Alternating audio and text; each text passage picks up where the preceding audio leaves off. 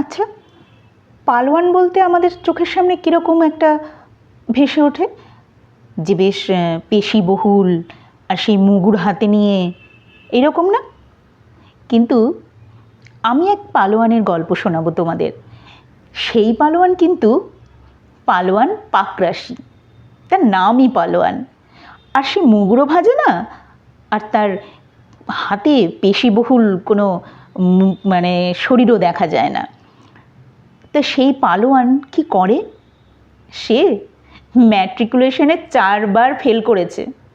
তারপরে তার জীবন কিন্তু পাল্টে গেছে। সেও ওই শুদ্ধোধন রাজার ছেলে।